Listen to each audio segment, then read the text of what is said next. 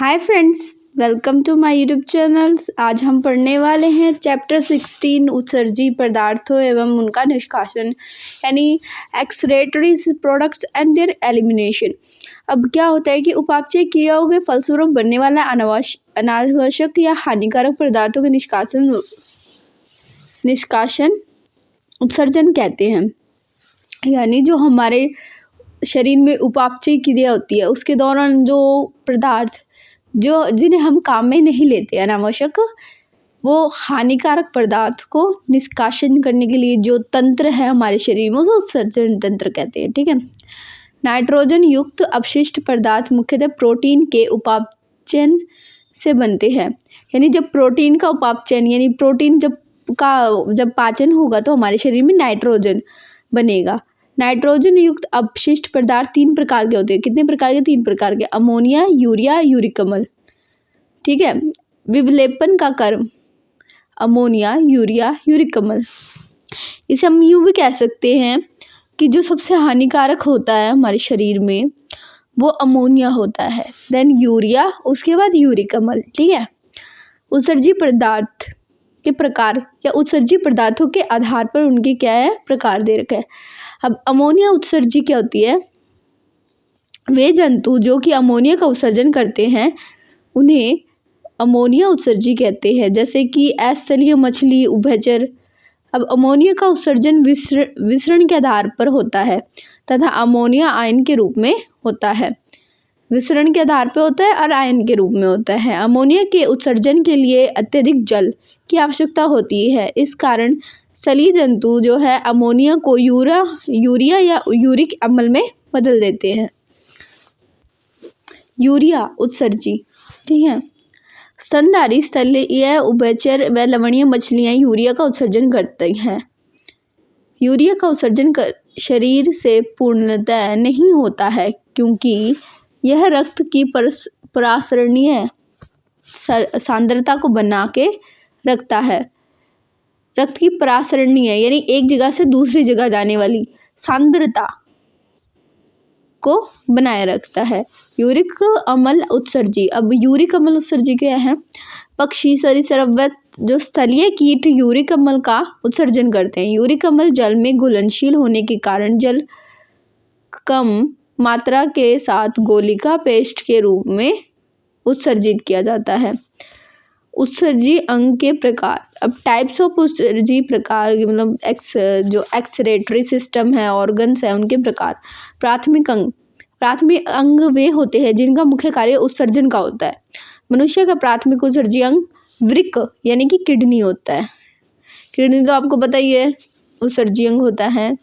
द्वितीयक अंग यह सहायक उत्सर्जी अंग होते हैं, जैसे त्वचा, यकृत आदि फेफड़े। अब इसको सहायक क्यों कहा गया है? क्योंकि इससे जो अन्य पदार्थ है उनको बाहर निकाला जाता है। अब वृक्क का तो काम आपको पता ही है, यूरिक अम्ल को हमारे जो शरीर से बाहर निकालना है। लेकिन इनका बस ये है कि जो दूसरे पदार्थ है जैसे पसीना हुआ उनको जो बाहर निकालती है उसे सहायक उत्सर्जी अंग कहते हैं, जो कि त्वचा, यकृत, आंत और फेफड़े हैं। आंत को भी है, आंत में। अब फेफड़ों द्वारा CO2 का विरलुपन CO2 द्वारा फेफड़ों द्वारा CO2 व यकृत द्वारा विलिबडियम व यूक्रोम का उत्सर्जन किया जाता है। ये 3 चीज़ों का उत्सर्जन अलग अलग चीज़ों द्वारा किया जाता है। अब आगे पढ़ते आगे क्या है? त्वचा में संवेद ग्रंथि व तेल ग्रंथि उत्सर्जन में लेती है, काम आती है, में भाग लेती है।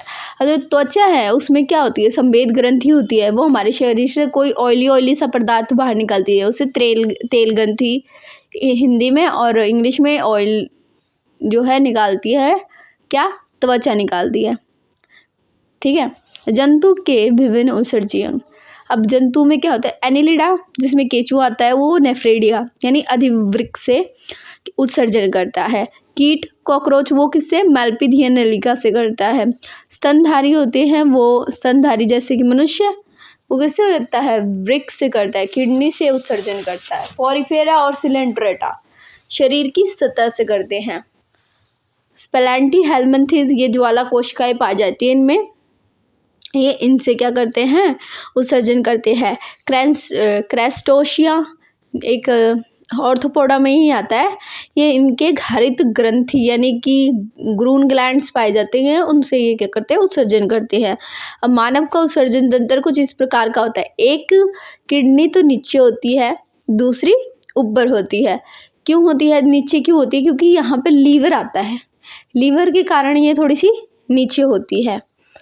अब ये जो है पृष्ठीय महाधमनी, जो ये ब्लैक साइड दिख रहा है आपको, और ये जो दूसरी साइड है वो ये दूसरी साइड है वो है पश्च महाशिरा।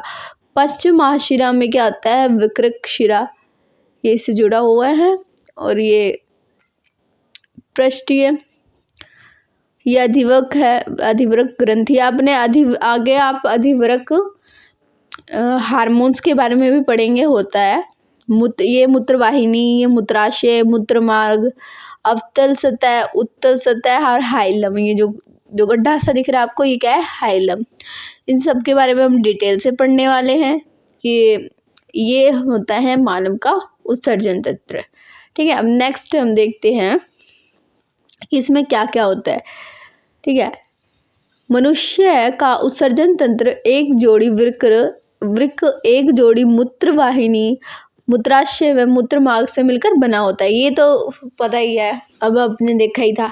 मनुष्य के वक्र सेम देखा होगा आपने, सेम नहीं तो अपने राजमा देखा होगा। राजमा का कैसा होता है? किडनी के जैसे ही होता है, कुछ ना कुछ आकार। तो आकार के पृष्ठ भाग में अंतिम वक्षीय कशेरुका T12 यानी कि जो हमारी रीढ़ हड्डी होती है, उसकी जो 12वीं हड्डी पे कौन सी हड्डी के पास कौन सी होती है? पहली जो हमारी किडनी होती है वो, और दूसरी एल यानी कि कमर के नीचे। कमर में वैसे 5 हड्डियाँ होती है, जो तीसरे नंबर वाली हड्डी होती है उसके पास में क्या होती है? दूसरी हमारी किडनी, ठीक है, के मध्य स्थित होती है। प्रत्येक वृक्क तीसरी कटी कशेरुका मतलब जो कमर की हड्डी होती है वो। प्रत्येक वृक्क का वजन 120 से 170 ग्राम होता है। प्रत्येक वृक्क की लंबाई 10 से 12 सेंटीमीटर, चौड़ाई 5 से 7 सेंटीमीटर और मोटाई कितनी होती है? 2 से 3 सेंटीमीटर होती है। प्रत्येक वृक्क का यह भाग उत्तल तथा भीतरी भाग अवतल होता है, जिसमें उपस्थित खांच को हाइलम कहते हैं। अब मैंने बताया था, जैसे कि आपने देखा था, बीच में गड्ढा सा होता है, उस गड्ढे से को खांच भी बोल दो या खाना बोल दो, क्या होता है? हाइलम होता है, जिसे वक्रक ध्वनि प्रवेश करता है। वक्रक ध्वनि या महाशिरा प्रवेश करता है, शिरा, तथा वक्रक शिरा और मूत्राशय बाहर निकाला जाता है। तथा वहीं से क्या निकाला जाता है? वो जो वक्रक शिरा और मूत्रवाहिनी है वहाँ से बाहर निकलती है। तो आज के लिए बस इतना ही, मिलेंगे नेक्स्ट पार्ट में।